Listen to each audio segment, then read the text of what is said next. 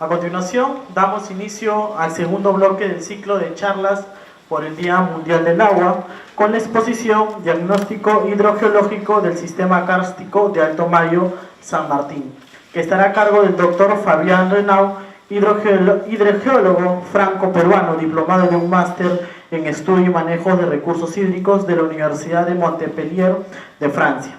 Cuenta con más de 3 años de experiencia en estudios hidrogeológicos de cuencas hidrográficas y estudios de acuíferos kársticos. Recibámonos con un caluroso aplauso.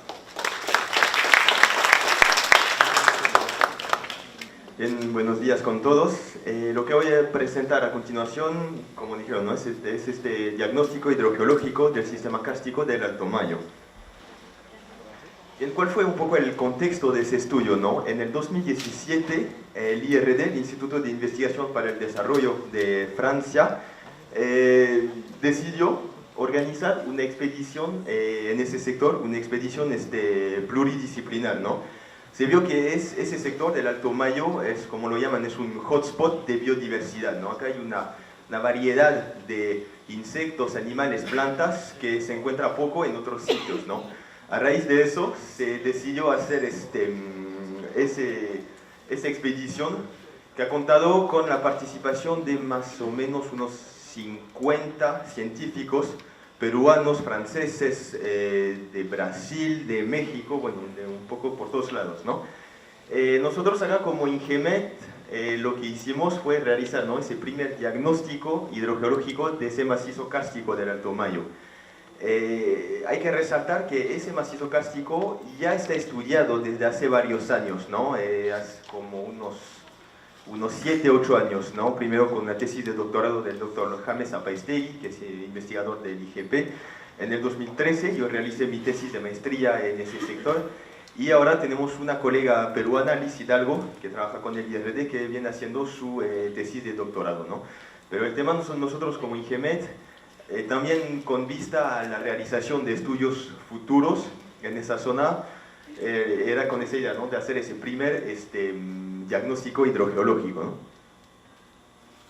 En la zona de estudio estamos en la región San Martín, entre las provincias de Rioja y Moyobamba. Estamos en una zona protegida, ¿no? que es el bosque de protección del Alto Mayo. En cuanto a la geología, ese sistema kárstico se desarrolla sobre todo en esas calizas del grupo Pucara, ¿no? que son las formaciones Chambara, Condorcinga y Aramachay. Con un poco de geomorfología, ese macizo, que se llama el macizo del Cerro Blanco, está conformado por un anticlinal aquí, ¿no? El corazón es la formación Mitu. En cuanto al inventario de fuentes que hicimos un inventario de unas 15 fuentes. De esas 15 fuentes, 13 fuentes al final ya vienen siendo monitoreadas por el IRD, ¿no? En ese marco de esos estudios de doctorado que está haciendo nuestra compañera Liz Hidalgo. Pero logramos encontrar todavía unas 3 nuevas fuentes que hasta ahora, bueno, no se habían conocido, ¿no? Que es Naciente Túmbaro 3,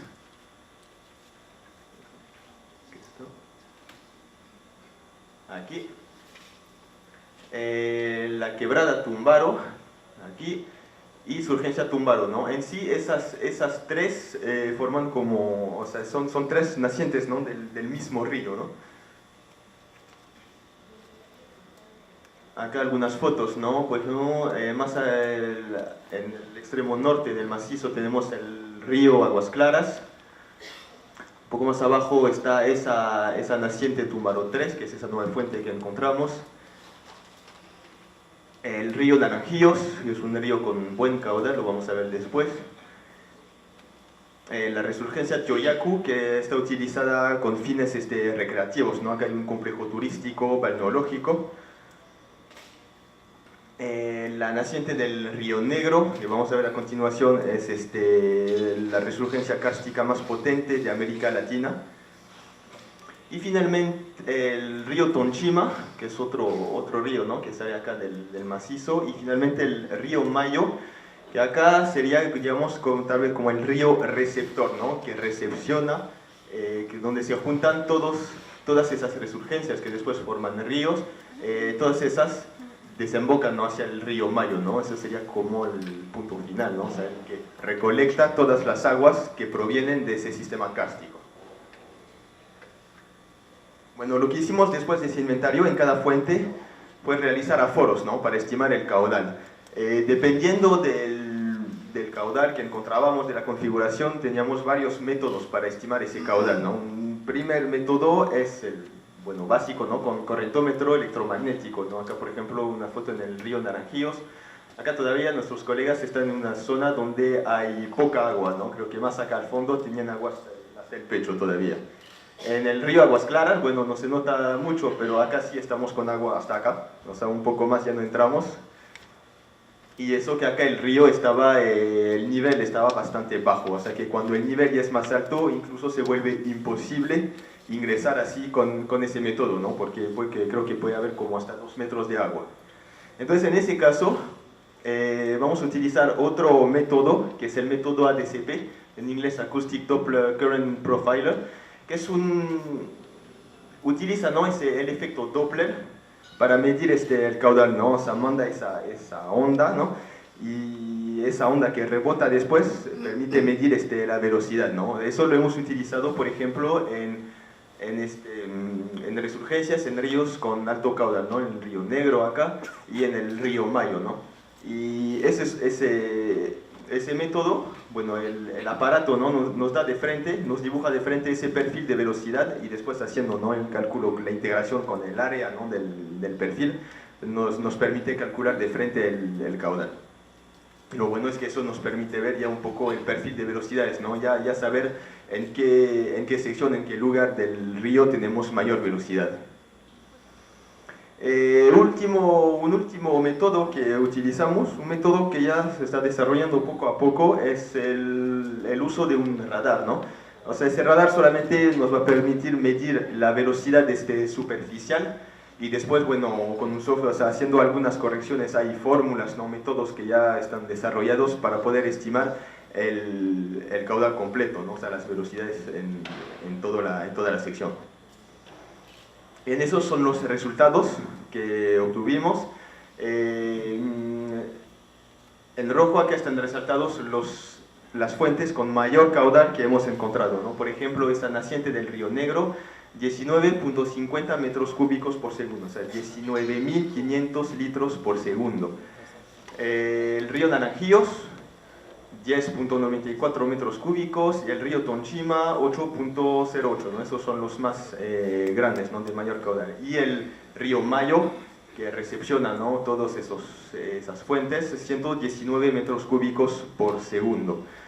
En esa época, cuando fuimos, ¿no?, fue en el mes de agosto, la verdad es que los caudales eran bastante bajos, se puede decir, ¿no?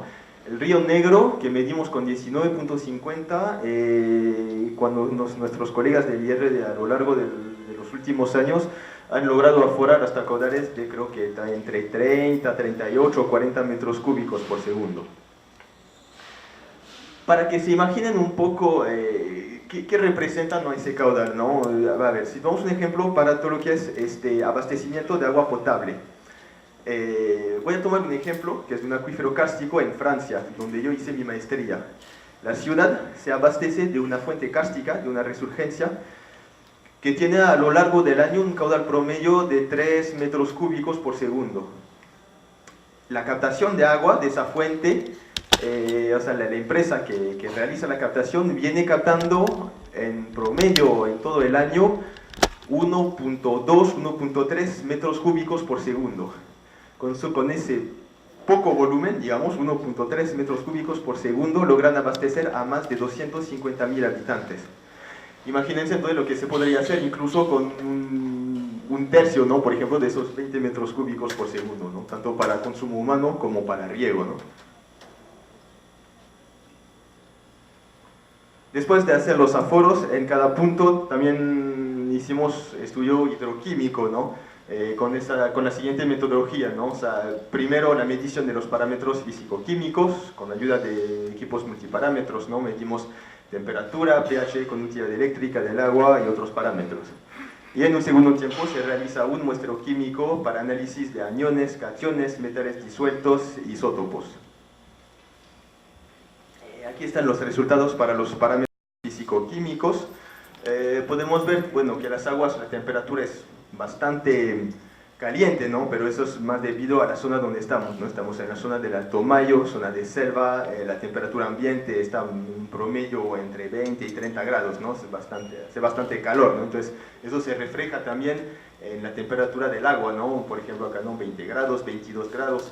El río Tonchimaca con 29.4, acá es más debido a que esa toma, esa medición la hicimos en la tarde, y creo que es más debido a que ha dado bastante sol, ¿no? Y no había tanto, bueno, sí había flujo, ¿no? Pero pues acá un pequeño error de medición, porque 30 grados el agua del río parece un poco raro. En cuanto a pH, son aguas básicamente con pH neutro hasta un poco alcalino, ¿no? Siempre estamos más cerca de pH 8.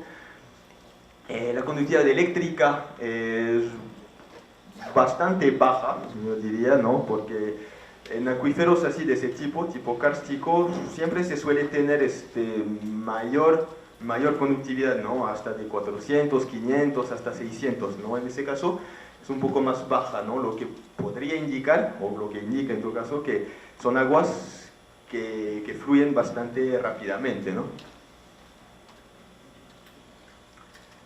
Con los resultados de hidroquímicos podemos plotear las fuentes en el diagrama de Piper.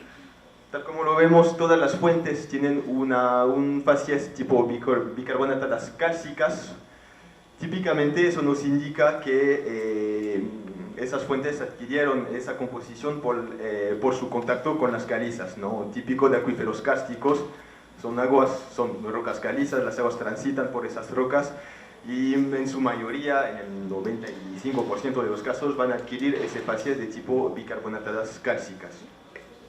Si se fijan, tenemos dos fuentes, que sean el río Tonchima en amarillo y el río Mayo, que tienen mayor proporción en cloruros y en sodio, ¿no? Eso, bueno, para el río Tonchima podría ser debido a que ese es uno de los ríos que penetra más adentro del macizo, ¿no? Y puede ser que no solamente digamos, proviniendo de calizas, o en todo caso durante su recorrido, no solamente digamos, está recorriendo sobre calizas, sino sobre otras hidrologías, y entre ellas el grupo Mitu, ¿no? Que acá son compuestas por areniscas, depósitos volcánicos también. Y para el río Mayo, pues obviamente ese río no es un río que proviene pues del acuífero kárstico, ¿no? Eso ya tiene otra procedencia, ¿no? De acá puede adquirir su composición, y también puede ser tal vez alguna contaminación o alguna influencia antrópica, ¿no? Acá que refleja, ¿no? Ese contenido en cloruro y sodio.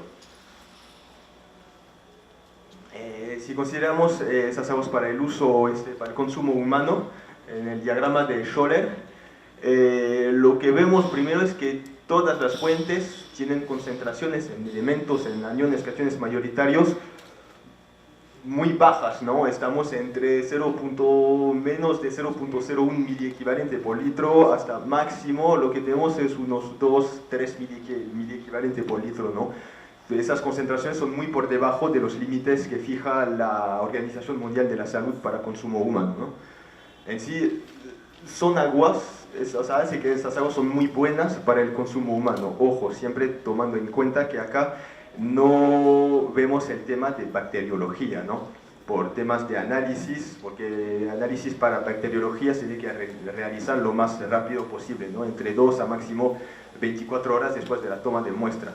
Por problemas, por temas logísticos, a veces siempre es difícil acá en Perú poder enviar, analizar esa muestra dentro de ese plazo, ¿no? Así que solamente con esos datos de elementos consideramos que son aguas muy buenas, pero siempre hay que ver ese tema, realizar un análisis bacteriológico después para confirmarlo, ¿no? O en todo caso proponer medidas de tratamiento de las aguas, ¿no? De igual forma, para la aptitud de las aguas para uso agrícola, utilizamos el diagrama de Wilcox, y lo que vemos que Esas aguas caen dentro de esas dos categorías, el C1S1 y C2S1, que básicamente son aguas de conductividad baja y bajo contenidos en sales, ¿no? En sodio. Entonces, de igual manera, ¿no? Son aguas muy buenas, muy aptas para uso agrícola. Y en ese sector tiene importancia, ¿no? Porque hay muchos cultivos de arroz y otras cosas, el café también. Entonces se ve que ya se puede utilizar esas aguas sin problema para todo ese uso agrícola. Bueno, después de eso también hicimos algunas otras actividades no del todo relacionadas, ¿no? Con la hidrogeología, ¿no? Una de estas fue la exploración de cuevas, ¿no? Porque parte del objetivo de esa expedición bien fue científico, pero a los 50 científicos se sumaron como unos 30 espeleólogos franceses de Brasil, peruanos, y el tema era también seguir con lo que ya vienen haciendo los espeleólogos acá en Perú, que es explorar cuevas, ¿no? Y ese macizo del Alto Mayo tiene un potencial enorme. Entonces, siempre que se descubre una nueva cueva, lo que hace un espeleólogo, entra, pero no solamente entra para ver lo que hay dentro y decir está bonito, toma foto, no, para dejar un registro siempre hay que hacer exploración, tomar mediciones y la meta final es proponer ese mapa, ¿no? Hacer un mapeo de la cueva, ¿no? Entonces, bueno, eso es lo que hicimos en una de las cuevas más conocidas, que es la cueva de Palestina, que es también hay visitas turísticas, pero solamente en esa parte de arriba, que es la parte que llamamos parte fósil, la parte donde no hay agua, ¿no? Entonces acá se puede ingresar libremente, sin necesidad de técnicas un poco, o equipos más específicos, ¿no? Pues nosotros entramos en la parte activa, ¿no? Y acá, bueno, se puede ver, ¿no? Hay bastante agua, ¿no? Acá todavía estamos parados porque tocamos fondo, pero acá, por ejemplo, creo que llegaba hasta unos 3-4 metros de fondo, ¿no? Bueno, entonces esa es otra parte, ¿no? Y creo que en esa expedición los espeleólogos lograron mapear un total de más de 6 kilómetros de nuevas galerías. O sea, de lo que ya se tenía, lograron mapear 6 kilómetros nuevos, ¿no? De galerías que no se habían explorado, o digamos de galerías que seguían, pero no habían seguido, ¿no? Esa exploración. Y por ahora, bueno, sé que en Perú el total de galerías, de cuevas así mapeadas, tenemos más de 100 kilómetros. El 80% lo tenemos acá en el Alto Mayo, ¿no? Y otras partes también en el norte, por el sector de Chachapoyas, ¿no? Por todo ese sector de la selva, ¿no?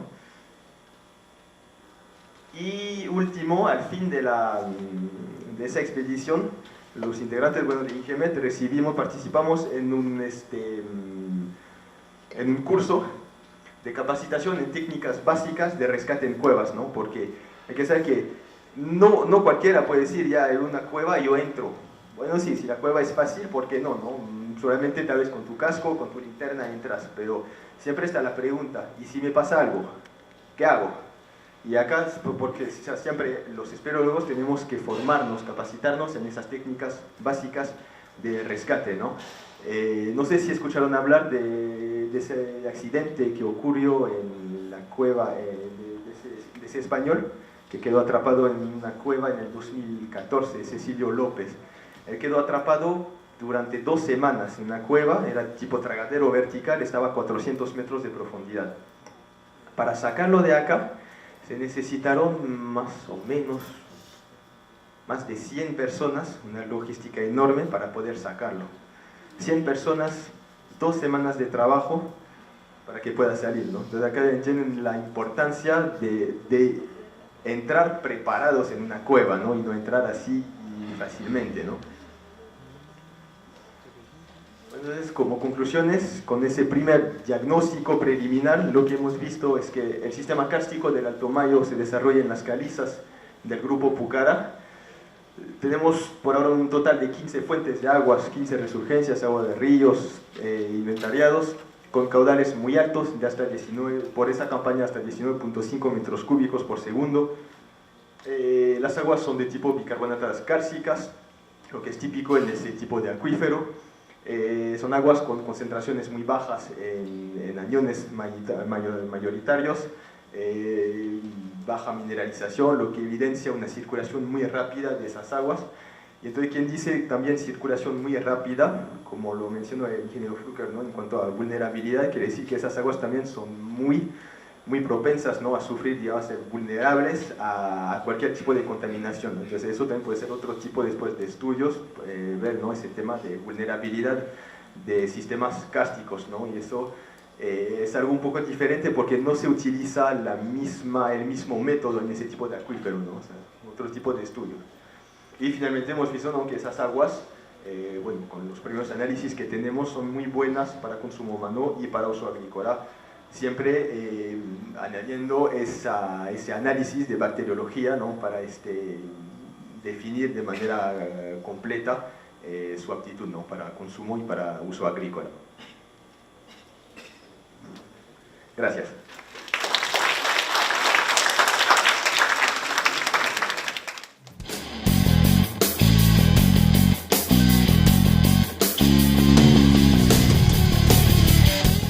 Vamos a dar inicio a la siguiente exposición denominada Espectroscopía de reflectancia de aguas, a cargo del ingeniero Juan Casas Malpartida, quien es especialista en procesamiento de imágenes satelitales del Laboratorio de Teledetección de la Dirección de Laboratorios del INGEMET. Asimismo, tiene conocimientos en espectroscopía de reflectancia y modelamiento SIC para el procesamiento, análisis e interpretación de imágenes satelitales aplicados a geología y minería. Recibámonos con un caluroso aplauso.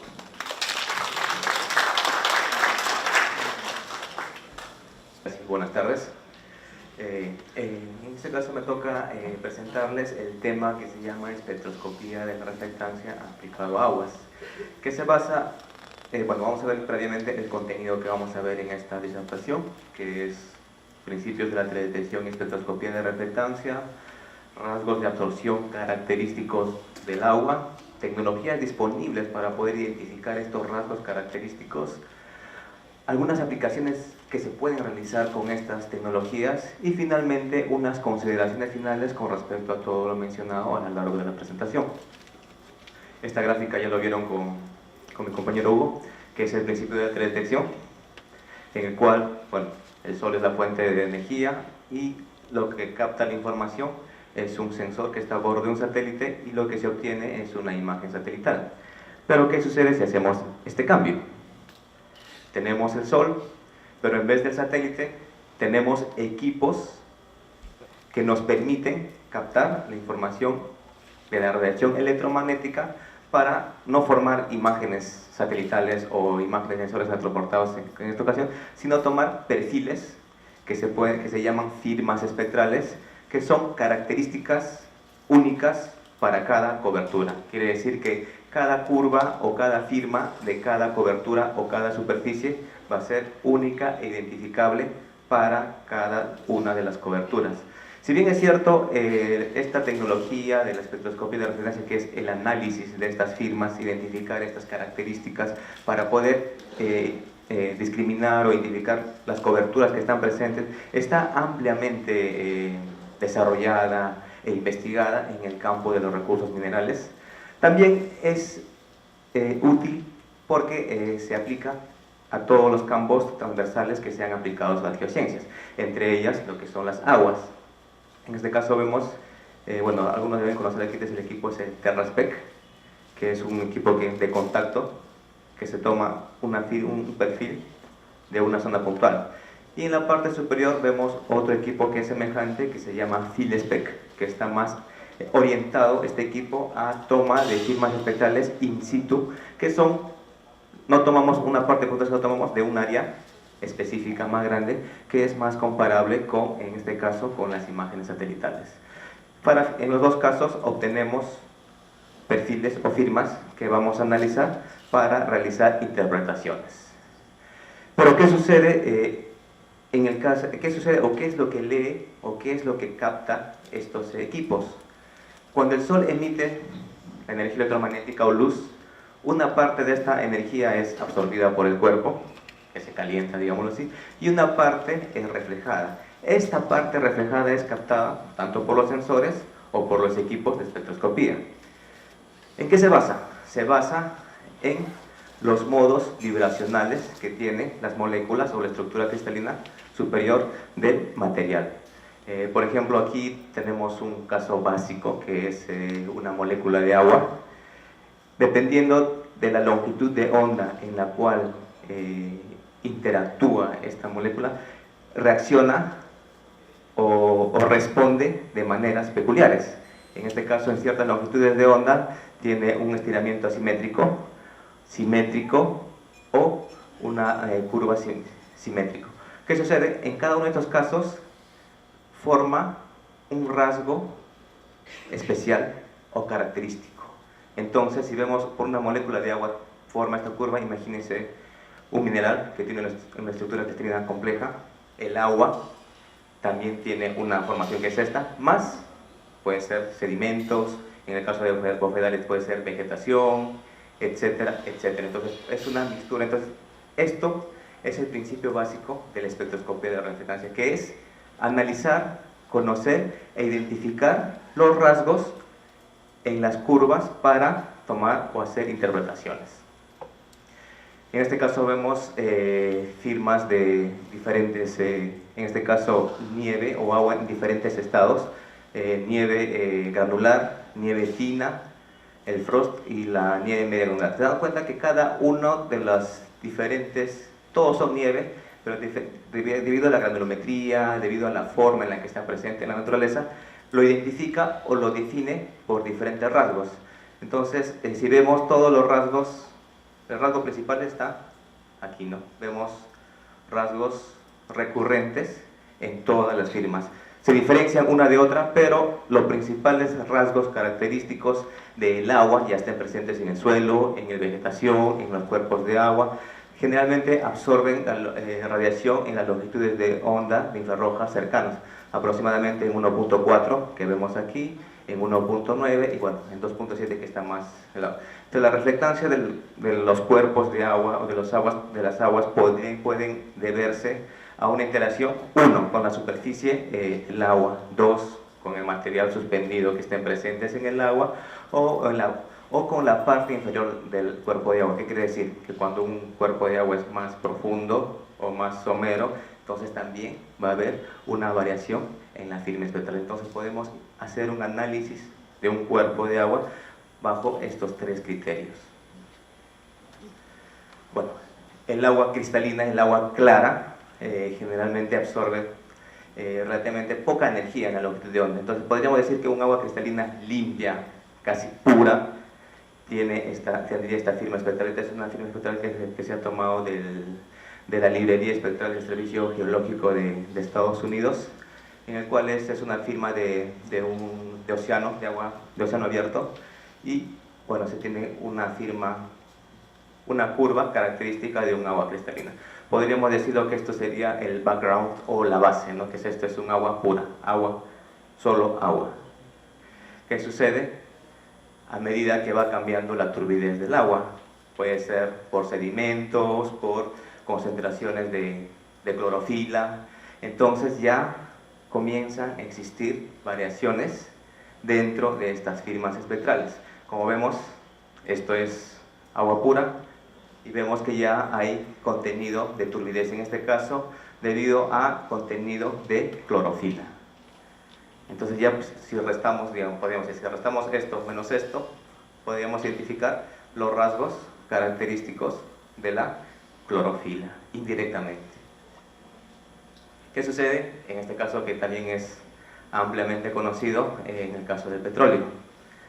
Entonces vemos, si hacemos una comparación nuevamente con nuestro background, vamos a ver que hay cambios drásticos debido a la densidad del petróleo o de cualquier hidrocarburo es menor. Siempre se pone en la superficie y va a predominar ese rasgo característico. Entonces vamos viendo que dependiendo de la aplicación o de la casuística de nuestra profesión o de la investigación que podemos realizar, podemos identificar estos rasgos con este tipo de información. Ahora, en el caso de los bofedales, ¿qué sucede en el caso de bofedales? El agua de los bofedales y humedales se presenta una mixtura. agua más algo. Entonces, en esta mixtura siempre asume o se torna predominante dentro de la firma espectral del agua, la firma espectral de las coberturas que están participando conjuntamente en esta superficie.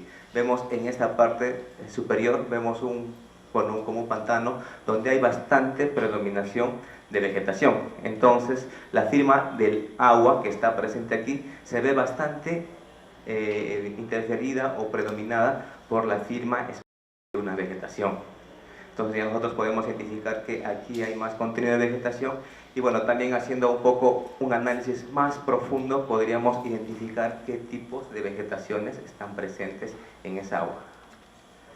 En el caso de sedimentos, en este caso que hay menos vegetación, vemos que también que las curvas características o las firmas espectrales son el agua más lo que nosotros deseamos realizar. En este caso vemos alto contenido de sedimentos, en este caso vemos que en este rasgo característico, por ejemplo, vemos que esta curvatura siempre lo caracteriza el agua, que no vemos mucho aquí porque aquí la predominación es mayor por la vegetación. Y de esta manera, entonces estas tecnologías, este método abre digamos, un pool grande de potenciales investigaciones que sumados a otros estudios que ya se vienen realizando podrían darle un valor agregado dentro de los estudios, por ejemplo, de recursos hídricos, bofedales, etc. En el caso de nieve, en este caso vemos aquí una serie de espectros de reflectancia de difusión de nieve. La curva superior es nieve que está a 0 grados y solo tiene una pequeña cantidad de agua. Y la curva inferior, que es la J, es de un charco de agua, de 3 centímetros de agua en la parte superior. Vemos que la transición entre estado y estado de un mismo elemento, que es este caso el agua, vemos que también existe una variación. Entonces con este ejemplo podríamos identificar dentro, espectralmente, tomando firmas, podríamos identificar los estados, lo que es nieve, lo que es hielo, nieve más hielo, entre otras cosas. En el caso este es el caso que ya vimos inicialmente de la nieve, también vemos que los rasgos son predominantes e identificables en cada una de las firmas espectrales. Ahora, si bien es cierto, para hacer una investigación nos tenemos que hacer ciertas preguntas. La primera pregunta sería el qué. ¿Qué es lo que quiero hacer? ¿Qué es lo que quiero alcanzar? Entonces, con todo lo que vimos anteriormente, si ya sabemos los rasgos característicos de lo que queremos buscar, ya tenemos una idea del fin que queremos llegar. Ahora, otra pregunta sería el cómo, ¿no? El cómo es qué técnica, qué tecnología, qué método utilizo. Entonces, dentro del pool de tecnología disponible en la actualidad para este fin, existe la teledetección, que es propiamente dicho por las imágenes satelitales, y los espectrómetros, ¿no?, que les está mostrando anteriormente. Dentro de INGIMED contamos con espectrómetros PhilSpec, TRSpec, el FTIR modelo 102, que nos da un rango grande de barrido dentro de las longitudes de onda para identificar un gran campo. En la parte superior vemos unos sistemas que son high loggers, que son más orientados para el estudio de sondeos de perforaciones, que también podrían ser replicados perforaciones que se hacen del contexto hidrogeológico. Entonces, vemos que, como les mencioné anteriormente, estas técnicas, estas tecnologías fueron diseñadas inicialmente con el fin de investigación de recursos minerales, pero nosotros podemos ver que podemos darle otras aplicaciones en otros campos de la geología. Estos son los dos equipos que también se mencionaron anteriormente. Y bueno, entonces vemos que con estos equipos podemos tomar firmas espectrales o datos de casi, bueno, pienso que todas las coberturas, siempre que se pueda llegar a esa cobertura, podemos tomar una firma espectral. En este caso vemos que, bueno, acá hemos tomado, esta es una campaña que hicimos en Madre de Dios. Entonces este es un relave, que tomó una parte cerca de un relave, tomó una firma espectral. Y esto es cuando hicimos un curso de capacitación al IMARPE, también tuvimos la oportunidad, bueno, de tomar firmas espectrales del océano. Y esto, bueno, compararlo con otras técnicas u otros tipos de información. Entonces, el qué Ya vemos con los rasgos característicos, podemos verificar qué estamos buscando, el cómo. Uno es las técnicas y otro es la metodología, que ya mi compañero Hugo Zárate mencionó anteriormente. Es para hacer un procesamiento de imagen, ya es otro, digamos, otro campo, otro sistema que nos permite complementar a estas técnicas. Esto, ¿no? Entonces, toda la información que se pueden obtener con imágenes satelitales, firmas espectrales, y esto sumado a otro tipo de información, geoquímica, geofísica, etcétera, etcétera, podemos llegar a obtener, mediante la integración de toda esta información, un mapa. En este caso, bueno, se está haciendo una identificación de cuerpos de agua, con el fin de, puede ser una herramienta, por ejemplo, de gestión, ¿no?, para la toma de decisiones dentro de una institución, una municipalidad, entre otros. Y bueno, todo esto integrado abre una gama grande de aplicaciones, ¿no? Como vemos aquí, son ejemplos de análisis de lagunas, de la calidad del agua, del contenido de clorofila dentro de unas lagunas, entre otros. Y bueno, aplicaciones, pues, podemos, ahí sin fin, ¿no?, podemos ver el derretimiento glacial acelerado causado, bueno, por el calentamiento, la eutrofización de lagos y embalses regionales provenientes de la escorrentía urbana y agrícola, la pérdida de humedales a través de la expansión urbana, el impacto de la actividad humana sobre la calidad de los recursos hídricos, entre otros. Entonces, esta es una serie de rubros que se podría atender, ¿no? Entonces, como consideraciones finales, vemos, bueno, he tratado de mostrarles que la espectroscopía de la reflectancia, si bien es cierto, bueno, vuelvo a recalcarlo, está desarrollado para recursos minerales, pero también es útil para investigaciones asociadas a estudios de agua. Y también esta espectroscopía de reflectancia, integrado a otros datos, provee una información importante en el campo de las geociencias. Eso es todo, muchas gracias.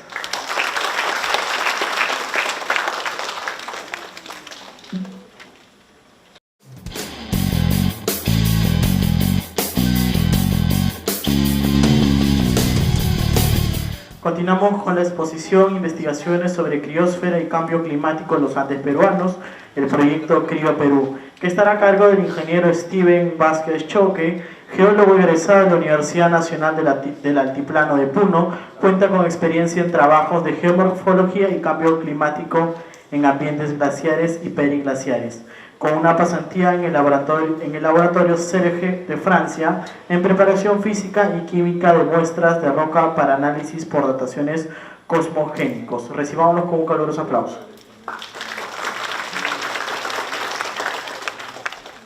En esta oportunidad voy a darles a conocer las principales actividades que está desarrollando uno de los tantos proyectos en INGEMET, que es Criosfera y Cambio Climático.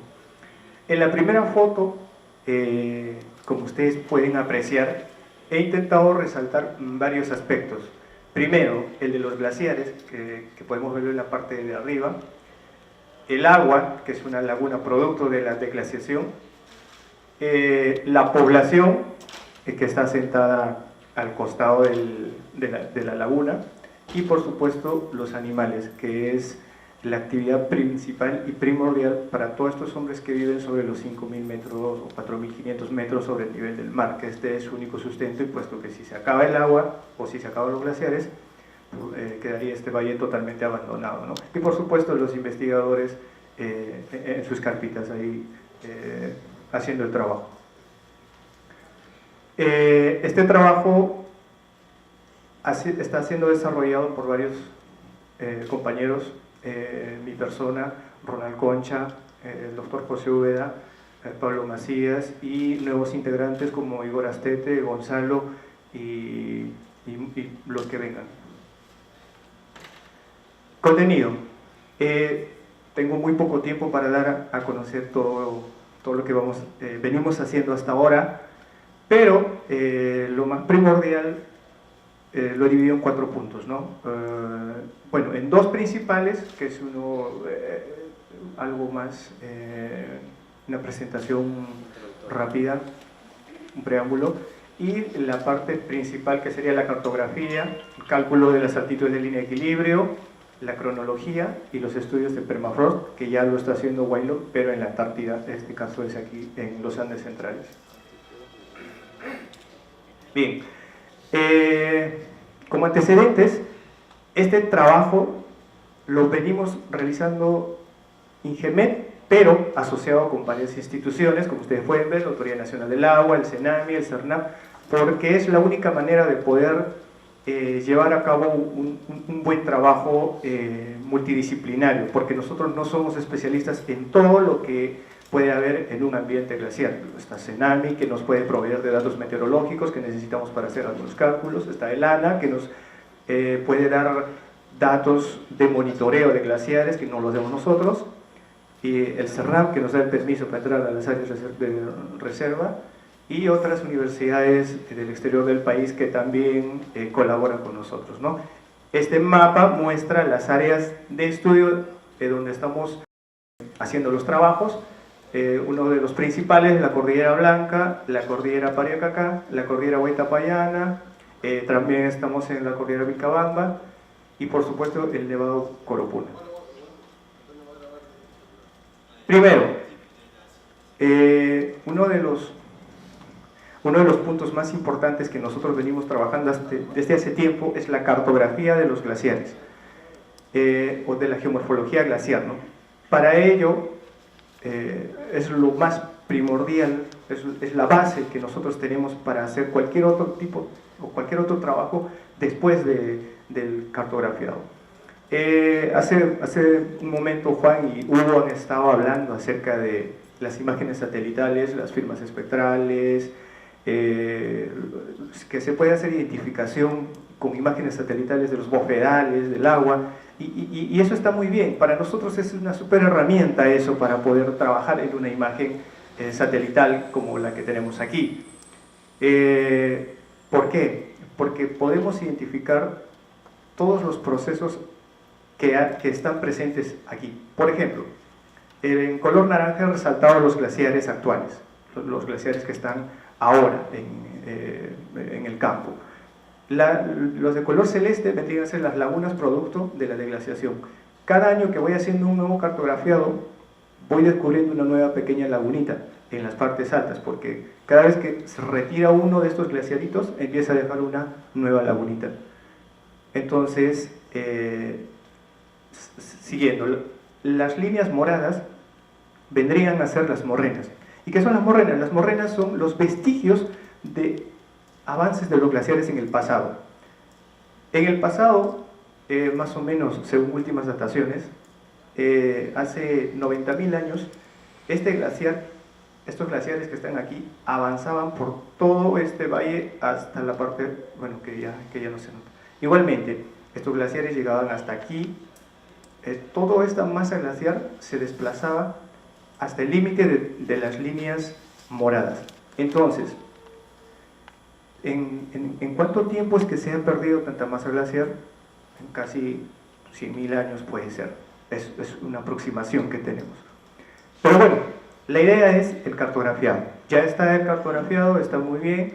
Hemos utilizado todas las herramientas que Juan y Hugo nos han dado, pero hay que corroborar esta información en campo. Bueno, entonces, para ello, nos preparamos para ir a la zona de estudio y lo primero que hacemos es contactar con personal de las poblaciones cercanas a la zona de estudio, pedir un permiso, decir que vamos a trabajar en ciertos aspectos, darles un conocimiento para que no haya problemas, ¿no? Con los pobladores. Bueno, en la primera fotografía, donde voy señalando, en el fondo se ve el Nevado Pariacacá, y esta es una secuencia de lagunas producto de la deglaciación que lo habíamos visto aquí. Es esto de acá. Estamos más o menos por aquí. Entonces, los trabajos se van a realizar en todo el valle. Desde el momento en que se sale ya se va cartografiando, se va mapeando, se va anotando datos, perfiles geológicos, todo lo que sea necesario, ¿no? Pues una curiosidad pueden ustedes apreciar por qué hay dos mujeres haciendo el trabajo, porque en este poblado las que trabajan son las mujeres y los varones están siempre un poquito mareados, ¿no? Entonces, no es muy dable trabajar con ellos en ese estado. Es la razón por la que siempre nuestras colaboradoras son mujeres y son muy buenas haciendo el trabajo en campo. Y por supuesto las acémilas también. Entonces, a medida que vamos avanzando por un valle, vamos recopilando datos, validando lo que hemos hecho en el mapa base, en la cartografía de los glaciares, y vamos identificando ya los procesos geomorfológicos en ambientes glaciares y periglaciares. Como acá ustedes pueden ver, estas líneas amarillas esta es la morrena, es un avance glaciar muy grande y muy antiguo, y estos de acá son mucho más recientes, que pueden tener 15.000 años, 10.000 años o 5.000 años, dependiendo, ¿no? En esta otra foto igual vemos otros rebalses morrénicos de otros avances mucho más antiguos, y eso hay que estar cartografiándolo y haciendo un montón de detalle, ¿no? Al igual que en aquí, ya estamos cerca ya del glaciar y vemos que hay una secuencia de avance de glaciares en el pasado inmensa, ¿no? Ha habido una pulsación, 2, 3, 4, y todo eso se puede pasar en un mapa para poder interpretarlo. Muy bien, hemos cartografiado los glaciares, los tenemos ya dibujados, pero los actuales vendrían a ser de este color verde un poco más oscuro o un poco menos resaltante, que son los actuales. Un verde un poco más claro y más resaltante eran los glaciares en el año 62. Es un cartografiado que se dio, está hecho en base a fotografías aéreas que se tomaron ese año. Entonces podemos ver que hay un poco más de masa glaciar que se extiende mucho más abajo, ¿no? Y por supuesto en color azul tenemos los glaciares de la Pequeña de Hielo, más o menos 400 o 500 años atrás, ¿no? Entonces ese cartografiado lo podemos poner en un DEM y ya podemos de alguna manera hacer más correcciones, porque este es un DEM muy al detalle. Pero no solamente en el campo se pueden ver glaciares del pasado, del presente, avances, sino también otros vestigios geomorfológicos, como por ejemplo rocas aborregadas, que en algún momento han sido cubiertos por masas glaciar, glaciares rocosos, como pueden ver ahí, que son material, genifractos, que han estado cubiertos por glaciar, pero que todavía en la actualidad conservan cierto hielo intersticial atrapado en su estructura, y que por ende tienen un cierto avance, como ustedes pueden ver aquí. Es algo muy diferente a lo demás, ¿no? Siempre está en los taludes ubicados. Y una de las cosas más importantes que siempre nos fijamos es el pulimento. El pulimento glaciar es uno de los vestigios más claros de un avance de un glaciar en un valle. ¿Qué hace el glaciar? Empieza a resbalar sobre la base de la roca y lo deja pulido. Dependiendo del material que tenga el basamento, es que esta roca va a ser pulida. Muchas veces el material puede ser fino, entonces el pulimento va a ser bastante fino, pero hay veces en que van a haber como arañazos muy fuertes. Entonces indica que ese material que ha arrastrado el glaciar tenía rocas mucho más resistentes, y a la vez que era mucho más fragmentos más gruesos, ¿no? Eso es lo que más o menos indica este modelo planteado por UNE 2011. Entonces, no solamente esto, hay muchas otras cosas más que en campo se puede ver, que al momento de cartografiarlo se tiene que tomar en cuenta, aunque sea una libreta de campo, ¿no? De tal forma, cuando ya tengamos toda la información recaudada en campo, con imágenes de satélite, con todo lo que se puede armar un mapa geomorfológico o un ambiente glaciar más o menos de esta forma, considerando varias unidades geomorfológicas como turbas, escarpes, también fallas, y lo principal, los avances morrénicos. Puede ser, esto es un avance, viene uno más antiguo, que pueden ver ustedes aquí. Este es un avance muy antiguo, incluso que el valle ha sido cortado y lo ha dejado colgado solo a la morrena aquí. Entonces, en aquel tiempo, cuando este glaciar avanzó a este lado, no había este valle, no existía. Posterior a ello, se ha acabado este profundo valle. Entonces, así, una serie de interpretaciones en campo que hay que un poco también alucinar en varios aspectos, porque si no, no se viene la idea, ¿no? Si uno va al campo, ve solo cerros y ya está. No es la idea. La idea es un poco dar el sentido a un área, evidenciando cómo han sido los avances, cómo ha sido el retroceso, dándole más o menos una edad aproximada. Ya después, con el muestreo y otras cosas más que más adelante vamos a detallar, podemos ya designarle ciertas edades más certeras, ¿no? La segunda parte, cálculo de las altitudes de la línea de equilibrio, más conocida como la ELA. La ELA es, en inglés, es una palabra inglesa que dice el equilibrio, line altitude. Es como el estado de salud de un glaciar. ¿Por qué? Si se fijan ustedes aquí una línea, ella está determinada y hallada. La ELA es la que separa en dos, es la línea que separa en dos partes, en dos segmentos, en dos áreas, a un glaciar. En la parte de arriba es la zona de acumulación, que es la zona donde es la zona de ganancia de masa glaciar.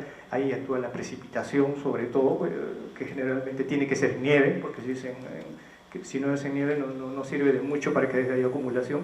Y la zona de ablación, donde ocurren los procesos de pérdida de masa glaciar.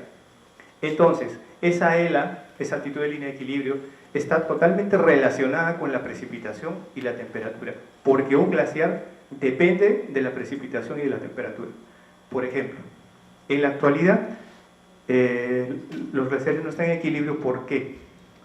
Porque la temperatura no es lo suficientemente buena como para que haya una buena ganancia de masa glaciar, y tampoco la precipitación.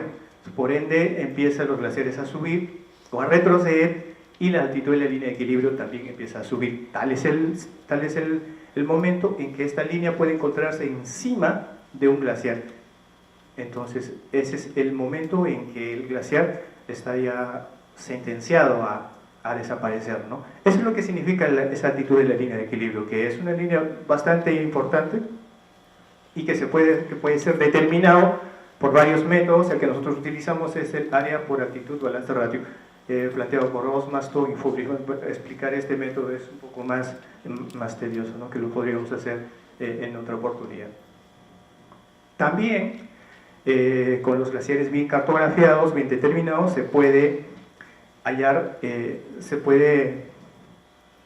hallar volúmenes, o sea, una aproximación. Esto no es un dato final, pero es un dato súper exacto, ¿no? Pero con herramientas de ArcGIS y algunas otras más que nuestros colaboradores de otras universidades nos dan, podemos determinarlo. Esta es, por ejemplo, la altitud de la línea de equilibrio. Bueno, vamos a resaltar un poco esto.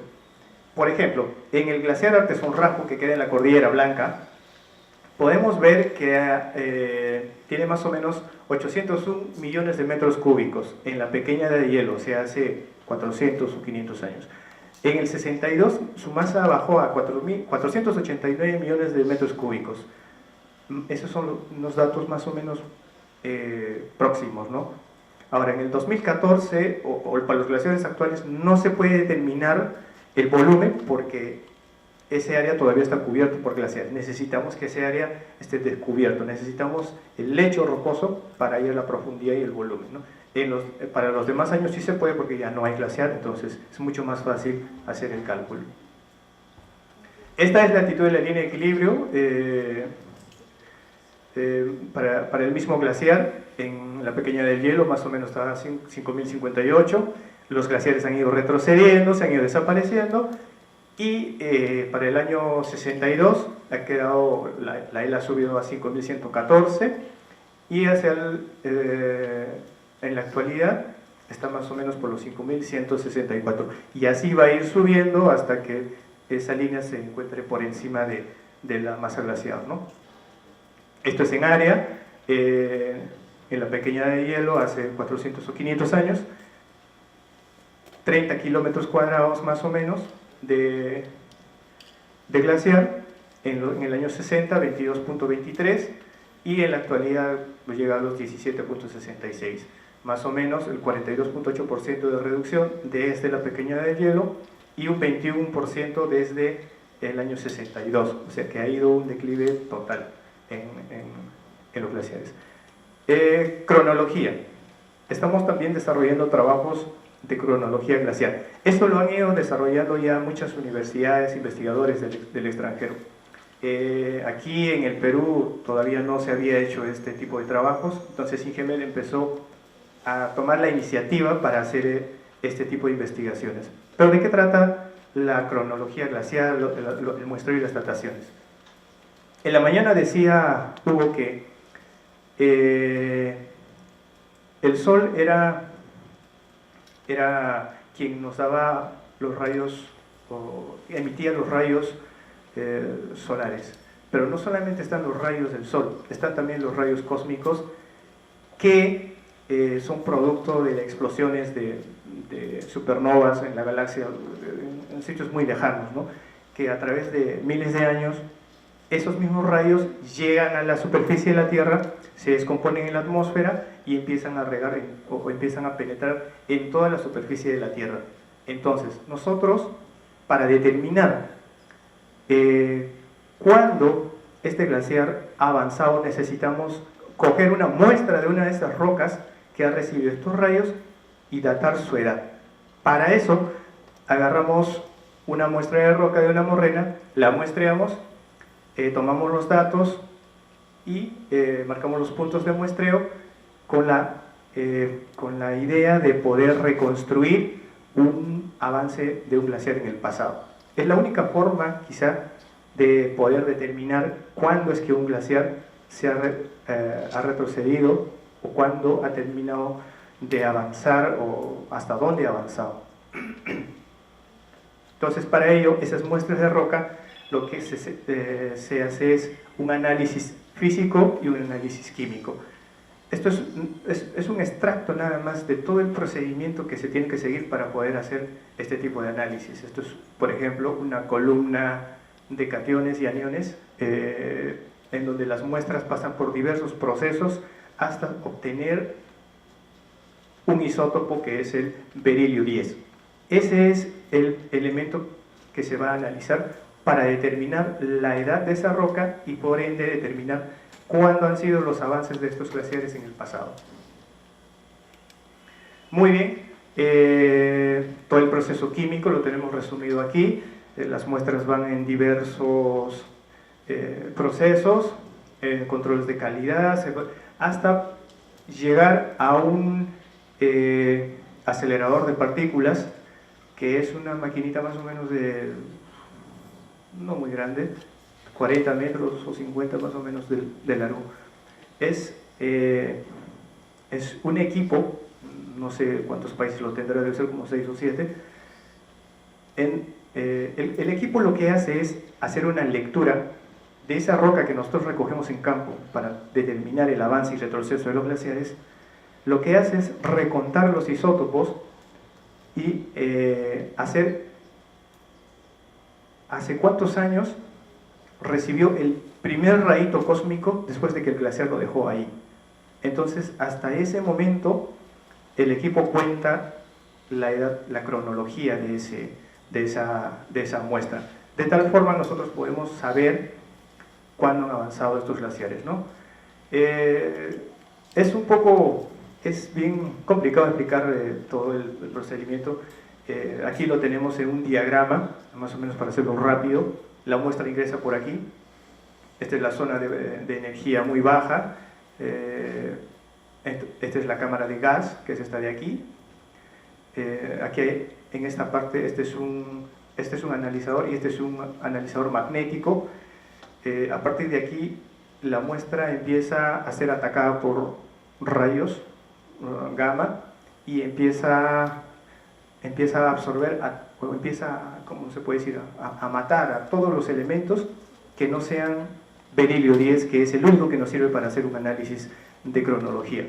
Entonces, una vez que la muestra llega aquí, solamente llega el berilio 10 y ya es analizada y se empieza a recontar los átomos de berilio 10 desde ese instante de haber recibido ese primer rayo cósmico, ¿no? Muy bien, entonces tenemos, bueno, es muy rápido que tenemos que hacer esto.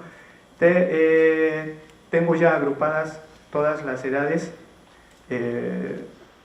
Como les había comentado, solamente las universidades extranjeras habían hecho hasta ahora este tipo de investigaciones, como Lisiard, Stroh, Fedber, pero desde el año pasado INGEMET ha estado incursionando ya en este tipo de trabajos de dataciones por cosmogénicos en cronología en los Andes, ¿no? Y las edades que se han obtenido coinciden con los otros investigadores que hayan hecho este tipo de trabajos. Finalmente queda un mapa así, quedan las unidades geomorfológicas, y a cada morrena de estas unidades se le puede asignar una edad cronológica de cuándo ha sido el avance y hasta dónde, ¿no? Y por último tenemos los estudios de permafrost que hemos empezado en el 2014. El próximo año lo vamos a retomar con más dinamismo, con la ayuda de Wailop, que ya está más especialista en este tema. Esto es un permafrost en el volcán Chachani, en el volcán Coropuna. También lo hemos trabajado en el volcán Chachani. Hemos hecho también perfiles tomográficos, y tenemos instalado una estación en tiempo real que nos va dando algunos datos que hay que procesarlos, ¿no? Bueno, eso es todo. Muchas gracias y... Okay.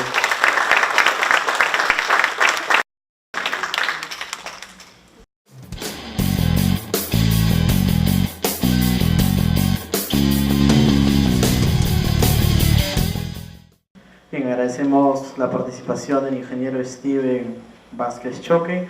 A continuación invitamos al ingeniero Ricardo Landázuri, quien va a reemplazar al doctor Marino Morikawa, que estaba programado para el día de hoy. La exposición que va a presentar es Tratamiento y Transferencia Tecnológica para la Recuperación de Cuerpos de Agua y Conservación Ambiental. Nuestro expositor el día de hoy es ingeniero ambiental de formación, egresado de la maestría en gestión pública con estudios en economía en la Universidad San Luis Gonzaga de Ica, especialista en consultoría ambiental de la Universidad Europea del Atlántico y Universidad Internacional Iberoamericana. Recibámoslo con un caluroso aplauso.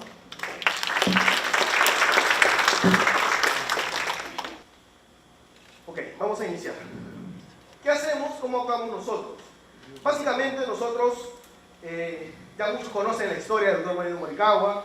Él inició haciendo la recuperación de un humedal ubicado en Chancay, que luego le voy a contar brevemente al respecto. Pero básicamente lo que nosotros hacemos es el reconocimiento de espacios degradados. Degradados, y no solamente en cuerpos de agua, sino otros espacios degradados por pasivos ambientales o por la contaminación actual dentro de nuestro país y fuera de él. Entonces, ¿qué hacemos nosotros? ¿Cómo actuamos? Actuamos a través de la investigación científica. Actuamos a través de la transferencia tecnológica, o sea, parte de la tecnología que nosotros aplicamos ha sido desarrollada por el doctor Morikawa en Japón y ahora la estamos aplicando en el Perú. Toda esta tecnología es la nanotecnología. Más del 60% de humedales en todo el mundo está contaminado y muy probablemente más del 80% de humedales en nuestro país también esté. Hay parte de la historia del trabajo que hacemos, inicia lógicamente el año 2010 con el Cascado, ¿no? El humedal Cascajo Santa Rosa, ¿okay? Está ubicado en Chancay, en Huaral. Este humedal en ese año se encontró 100% contaminado, eutrofizados más. Diversas entidades y pobladores lo vieron como un recurso perdido prácticamente. en ese año 2010. Entonces, el doctor Marino, ya muchos conocen la historia, llegó al Perú por la llamada de su padre, se interesó ya con el estudio que tenía y empezó este proyecto. Este proyecto duró 4 años. En estos 4 años se hicieron muchas cosas. Y les voy a contar, ¿no? Está ubicado, como ya les decía, en Chancay, en Lima, en la región Lima, en Huaral, en Chancay específicamente, y este es el humedal El Cascado. Este humedal, como muchos en nuestro país, probablemente era un cuerpo de agua que tenía muchas hectáreas, probablemente más de 200 hectáreas. Con el tiempo, por la presión de la población, como el crecimiento urbano, entre otros problemas, se ha ido achicando, lógicamente como muchos otros humedales, como es el caso de lo que estamos haciendo en el pantano de Villa, por ejemplo. El año 2010 se encontró de esta manera el humedal. Como ustedes verán, completamente contaminado, completamente eutrofizado. ¿Ok? Básicamente, para hacer el estudio de este humedal, se determinaron primero los factores contaminantes, que es la línea por donde está ingresando, como decía el ingeniero en una presentación anterior, parte de la investigación es preguntarnos qué vamos a hacer y cómo lo vamos a hacer.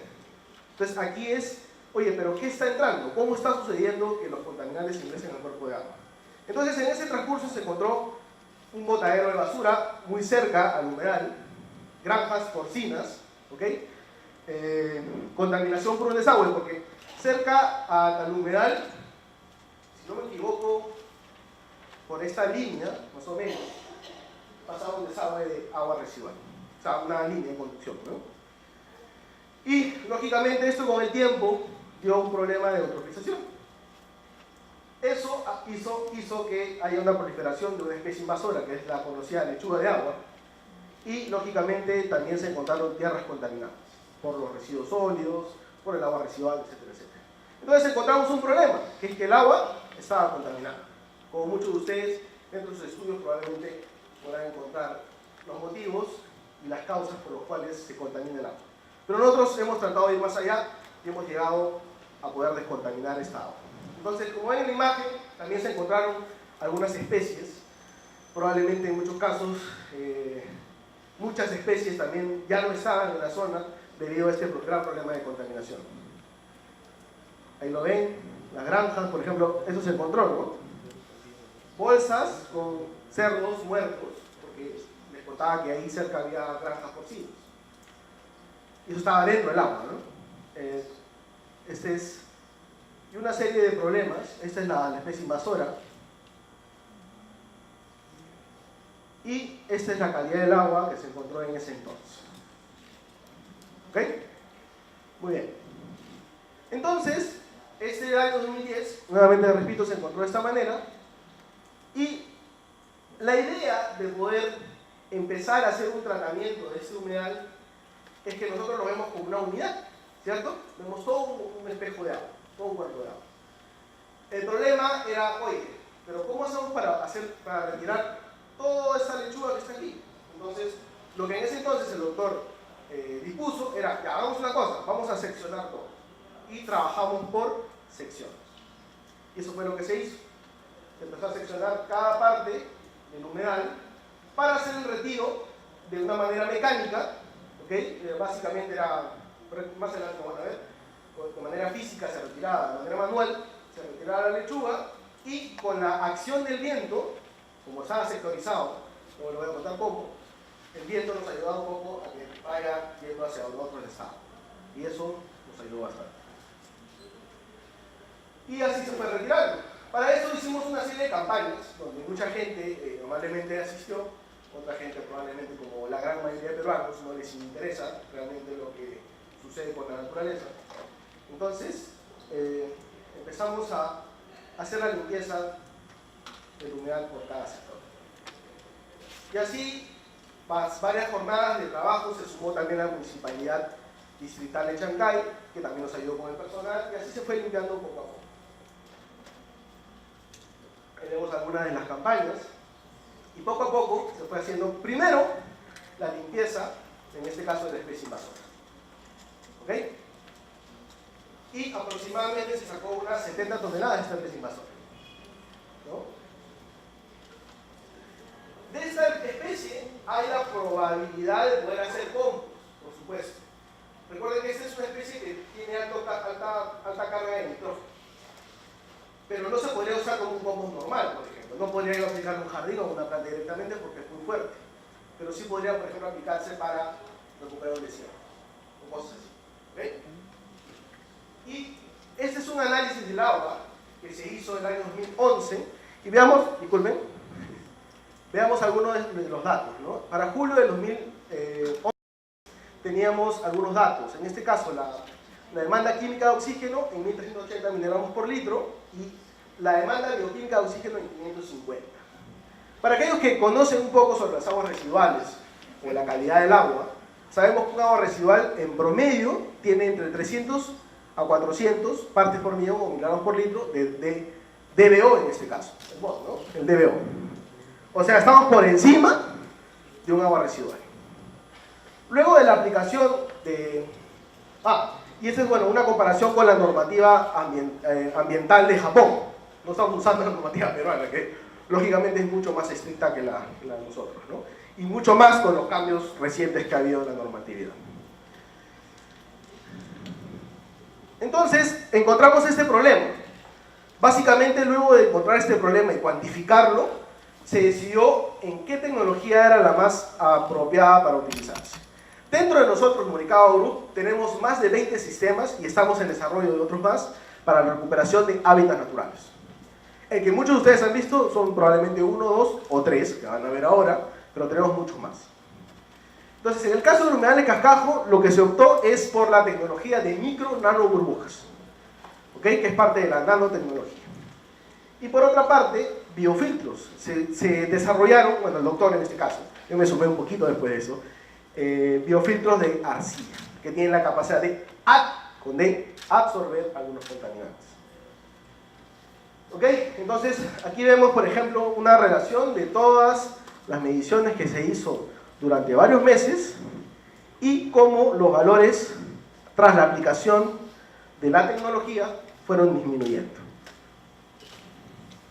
Aún así, señores, amigos, todos presentes, todavía no nos creen. Algunos piensan que es mentira. Entonces, en el transcurso de julio del 2011, donde se tomó la primera caracterización del agua residual con esos parámetros, y agosto del 2012, nosotros pudimos hacer la reducción sustancial, como ustedes pueden ver, de algunos de los parámetros de contaminación de esta agua. Tanto así que probablemente, no sé si ahorita sigue así, la verdad, porque les dije que duró hasta el 2014, luego hubo una transferencia tecnológica a la Municipalidad de Chancay, y así es como quedó el agua luego del tratamiento. Esa es la diferencia. A la fecha podemos encontrar, eso sí es algo muy real, cuando se inició el proyecto, como ustedes vieron, había un ave, ¿no? Probablemente por ahí aves de carroña. Posteriormente, cuando se empezó a hacer el tratamiento, tal vez 2013, 2014, es que ya empezaron a llegar aves. Y se han identificado hasta la fecha, por un ornitólogo, más de 90 especies que ahora en el humedal están visitando constantemente, o es su hábitat natural. Aquí está. Más de 90 especies. Y eso lógicamente te llena de alegría, ¿no? Te llena de alegría de ver un lugar muerto, prácticamente muerto, a un lugar lleno de vida. Lógicamente, este proyecto, mucho más allá de lo que ustedes pueden pensar que solamente es el tratamiento, actualmente a este humedal llegan más de, no sé, los 2.000 visitantes al mes, de cero que iban, de cero producción de ecoturismo, ahora tienes 2.000. Claro que todavía hay problemas porque a veces se cuadran a la gente, es lo malo, ¿no? Pero eso ya es una responsabilidad por parte de la municipalidad. Nosotros hicimos el trabajo, recuperamos este primer espacio y se logró esto, ¿no? Se logró un lugar nuevamente lleno de vida, un lugar recuperado. Este fue el primer proyecto que empezamos. Que empezó el doctor, lo mencioné, y ahora estamos haciendo cosas nuevas. Para que tengan en perspectiva, esto fue el año 2010 y esto el año 2014. Esto fue lo que se logró con trabajo, con colaboración y con mucho esfuerzo, por supuesto. Posteriormente a esto, hay un compromiso de nuestra parte como empresa de poder recuperar por lo menos el 50% de espacios degradados en el país. Lógicamente que para eso se necesita inversión, para eso se necesita que nos crean. Lo que la gente aún no cree, piensa que de repente estamos haciendo cosas que no son. Les muestro ahora este proyecto, que es el siguiente que hicimos, que lo hicimos el año pasado en septiembre, justamente para poder demostrar a las personas que nosotros sí podemos. Este proyecto se denominó Reto 15. Y Reto 15, y grábenselo bien, es el emblema que vamos a usar para poder recuperar varios espacios naturales en nuestro país. Reto 15 nació porque la idea era hacer un proyecto en 15 días. Y en 15 días recuperar un espacio natural. Lo cual, lógicamente, es una muy complicada labor. Sin embargo, quisimos hacerlo y lo hicimos. Solo que a un nivel de investigación. Entonces, empezamos con este proyecto que es en el lago Titicaca. Reto 15, Titicaca, Perú. Para esto, nosotros ubicamos nuestra zona de intervención en la bahía interior de Puno. Para aquellos que conocen ya el lago Titicaca, saben que es inmenso, ¿no? Tiene más de 4.000 kilómetros cuadrados. La bahía interior, ¿no? El lago menor en específico, que está ubicado aquí, tiene más o menos 19.5 kilómetros cuadrados. O sea, estamos hablando del 0.004% del total, algo así más o menos, ¿no? Entonces, aquí nosotros ubicamos, ¿por qué? Porque en esta zona está la bahía de Espinal. Y para aquellos los que no conocen el problema del lago Titicaca, tienen miedo.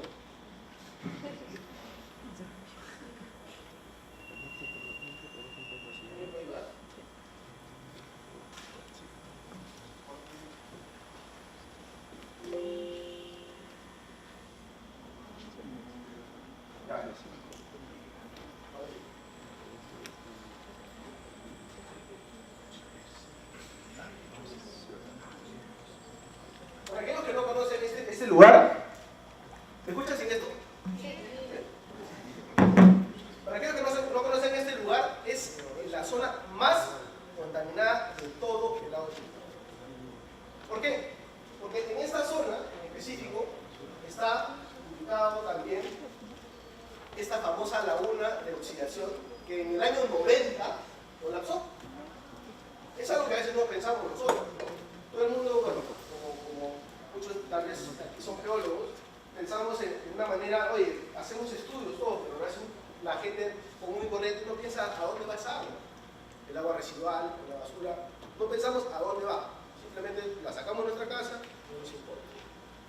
El problema aquí con el lago Titicaca es que la basura que bota la gente de Puno va al río, en muchos casos, tiene un sistema muy eficiente, y eso, digamos, sirve como tributo hacia el agua, o desembocan en el agua, y por otra parte, el agua residual que directamente genera todo Puno va hacia el agua. Es un problema bastante grande, y es por eso que es necesaria estas plantas de tratamiento. ¿Okay? Entonces, en esta zona en específico, nosotros abarcamos aproximadamente 2 kilómetros cuadrados como una muestra para hacer nuestra intervención tecnológica. En la bahía interior de Puno, ¿no? El área total, disculpen, era 17,5, dije 19. ¿Ok?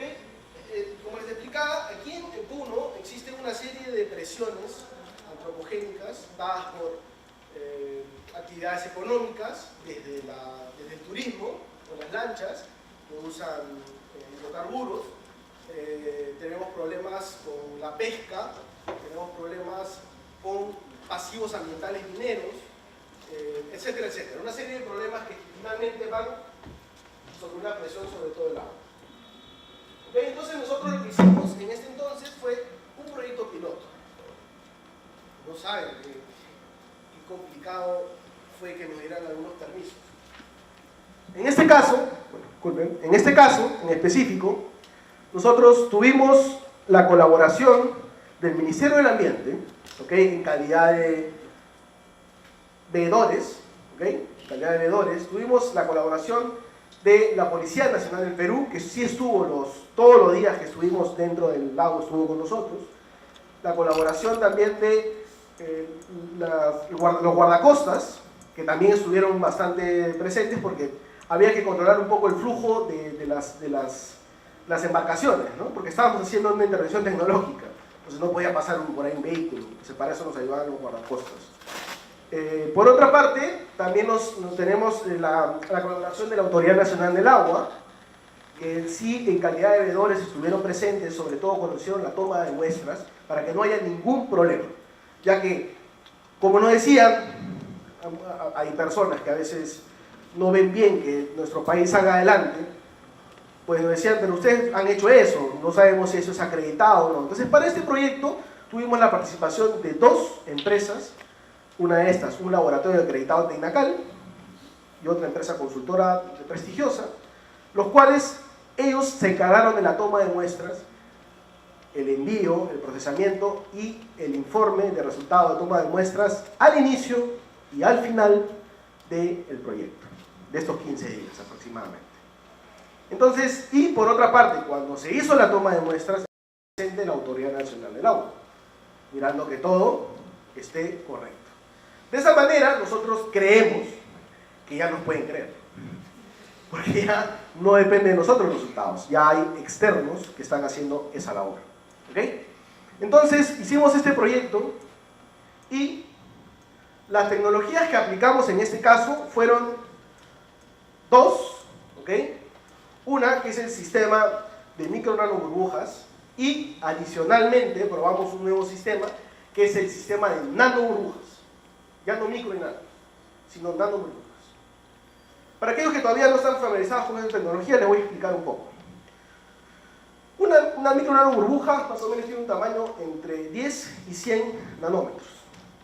Una nano burbuja tiene un tamaño menor a 1 nanómetro. ¿Qué es lo que hace esto?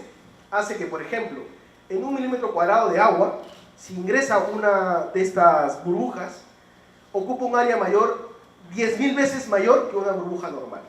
Por lo tanto, la transferencia de oxígeno o de cualquier gas que se utilice es mucho mayor, o sea, la zona de contacto, número 1. Número 2, estas generan radicales libres, ya que la ionización es negativa en ese momento. Eso hace que haya una absorción de inmovilización de bacterias y haya también una absorción de algunos contaminantes, entre estos metales pesados, por ejemplo. Las microburbujas suben y, por ejemplo, una burbuja normal, para que suba a la superficie, es 3.610 veces mayor que una nanoburbuja, para que tengan una idea. Entonces, si una burbuja está ahí, bacán, pero si una burbuja está ahí, es mucho más tiempo el que está. Entonces, esta tecnología es muy superior a cualquier otra para la recuperación de hábitats, pero hay que saber la tasa de inyección y cosas por el estilo, ¿no? Entonces, usamos este primer sistema y luego creamos otro sistema, que es un sistema de clarificación, un producto 100% orgánico, que lo que hace es un proceso de floculación o ovulación para luego hacer la clarificación del agua. Estos 2 sistemas fueron los que usamos en conjunto, ¿ok? Fue el que hizo el match preciso para hacer la recuperación, en este caso, de este espacio natural. El detalle es que, como alguno de los participantes anteriores dijo, aquí ¿qué nos juega en contra? La temperatura y la presión, lógicamente. Por eso cualquier sistema de aireación en alta presión no funciona correctamente. Esa es la diferencia. Así que si alguna vez, ¿no?, ven un sistema de aireación que quieran meter, probablemente en estas plantas de tratamiento que quieran vender y ponen sistemas de aireación simples, no funciona. ¿Ok? Entonces lo que hicimos es, nosotros estuvimos en un bote, ¿no?, un pequeño bote, donde estuvimos haciendo en diversos puntos, dentro del área que habíamos delimitado, hicimos el tratamiento, básicamente, ¿no?, inyectando las nanoburbujas y esparciendo a modo de roceo con una manguera y un motor una solución madre que preparamos con nuestra fórmula orgánica, ¿no?, la cual se llama bioorgánica. No se llama PM17. ¿Ok? Entonces, básicamente este sistema nanoorgánico, que es el conjunto de las nano con el otro, ayudará a tratar las aguas contaminadas, ayudó, mejor dicho, a tratar las aguas contaminadas, ¿no? Entonces, NanoOrganic es el sistema, es uno de los sistemas que ahora estamos utilizando para la recuperación de hábitats naturales. Básicamente, en esta ocasión, cuerpos de agua. Aquí vemos un mapa donde básicamente se ha delimitado el área de influencia. Aquí podemos ver algunos de los puntos de muestreo dentro del área de influencia. Y esta laguna, no sé si se lo verá bien aquí, esta es la laguna de oxidación. Entonces, el agua que se produce aquí en Puno viene aquí y directamente, sin ningún tipo de tratamiento, pasa directamente al lago. Bajo esas condiciones es que nosotros hemos aplicado el sistema, como ustedes pueden ver a continuación. Se roció y se hizo la inyección de las nanoburbujas a través de NanoOrganic. Como les decía, empresas como Cenesan Perú y Laboratorios SAG Perú, muchos deben conocerlos, Laboratorios de Servicios Analíticos Generales, fueron las empresas que nos apoyaron básicamente para la toma de muestras. Veamos los resultados básicamente, les voy a mostrar en esta última, los resultados, para que ustedes vean también el nivel de eficiencia que hemos logrado, así como lo vimos hace un momento. Por ejemplo, tenemos por aquí, tenemos aceites y grasas, DBO y DQO, tenemos dentro, esta columna de aquí son las muestras iniciales, antes del tratamiento, y estas son después del tratamiento. Como pueden ver, básicamente hubo una reducción sustancial, pero una reducción en cuánto. Por ejemplo, en aceites y grasas del 73%, el 72% en DBO y el 55% en DQO, por ejemplo. Luego también tenemos, por ejemplo, en nitrato amoniacal, nitrato total, nitratos, fosfato total, también una reducción entre un orden del 46 al 60 y tantos %. Demostrando de esta manera, a través de este proyecto de investigación, que nuestro tratamiento funciona. Ahora, el siguiente paso es que nos permitan hacer el tratamiento de todo el lago Titicaca. O por lo menos, empezaríamos con el lago menor, estos 17,5 kilómetros cuadrados, que es la zona más afectada, ¿no? más contaminada. Pero lógicamente, y muchos me dirán, oye, pero si sigue entrando agua residual, ¿para qué haces el tratamiento? Sí, es necesario que existan estas plantas de tratamiento o algún sistema de tratamiento previo de las aguas residuales que ingresan al lago. Y lógicamente a la par, también hacer un tratamiento de otras de las presiones que están dándose hacia este lado. Los próximos proyectos que tenemos en camino es, si Dios nos permite, y con el apoyo de algunas organizaciones y empresas, a las cuales estamos invitando también a que nos apoyen, es el Reto 15 de Huacachina, eso de Ica. Tenemos por ahí, probablemente fuera del país también vamos a poder tener alguna intervención, y eso ya lo sabrán. Así que los invito a todos a que puedan seguirnos a través de Monicado Group. Muchas gracias.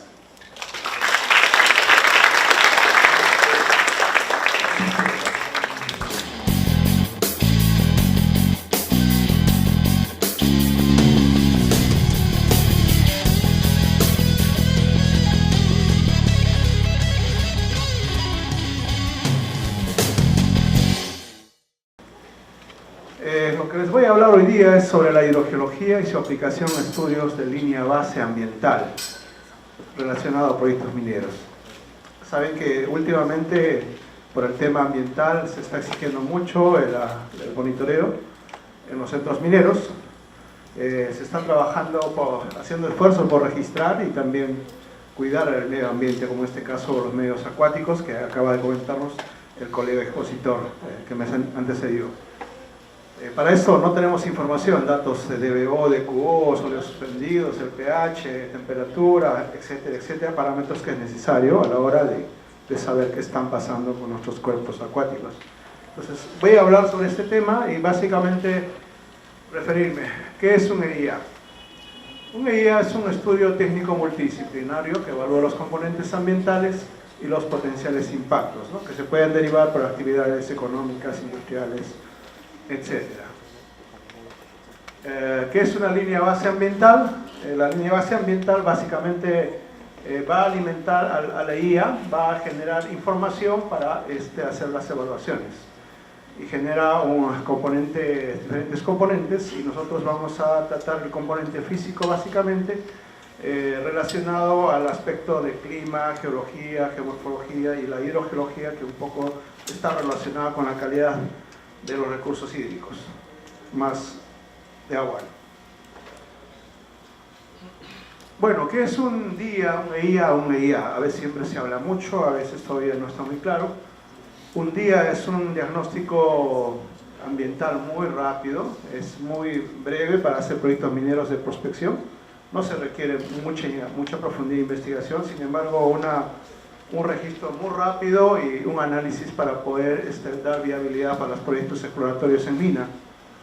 Un EIA puede ser un EIA más semidetallado, ¿no? Un EIA mucho más desarrollado, requiere más disciplinas, también un tiempo de observación, tal vez hasta 2 temporadas, una temporada de lluvias y una temporada de estiaje, porque las caudales, la calidad del agua varía en función del tiempo. Y los EIAs semidetallados ya son EIAs desarrollados mucho más de larga duración, 2 a 3 años tal vez para proyectos grandes, merecen un proceso de maduración, estudios bastante especializados, como vamos a ver puede requerir recoger información importante del comportamiento de los recursos hídricos en este caso. Bueno, para esto se recoge la información, aspectos sociales, todos los aspectos físicos y los aspectos biológicos. Se genera una línea base, se hace el proyecto de intervención que se va a desarrollar, en este caso un proyecto minero, y se identifica, se evalúa con la línea base y se determinan las medidas de manejo ambiental y social. Esto lo estamos haciendo permanentemente y se está incidiendo cada vez más. Bueno, la línea base ambiental es una herramienta para detectar y analizar los efectos del entorno, es para su mejor conocimiento, observación y control. Es una actividad multidisciplinaria, incluye los aspectos físico-químicos, biológicos, socioeconómicos. Bueno, es un primer paso técnico que tiene una enorme importancia para un proyecto y es un inventario ambiental antes de los proyectos para la identificación de acciones. Básicamente la línea ambiental vamos a caracterizar el sitio del proyecto para ayudar en el diseño del proyecto para comprender los impactos ambientales potenciales. En este caso tenemos aguas subterráneas, que son fuentes que van a producir fuentes manantiales de manera natural o descargas o filtraciones, o cuerpos acuáticos que, de lo que acaban de comentarnos, que en la mayor parte son cuerpos lóticos o cuerpos lénticos que son de enorme importancia económica y ambiental. Okay, los componentes de la línea base ambiental básicamente son varias, pero vamos a nosotros interactuar con el tiempo más en el medio físico, ¿no? Que se pueden diferenciar en medio abiótico inerte, en medio biótico, en medio perceptual.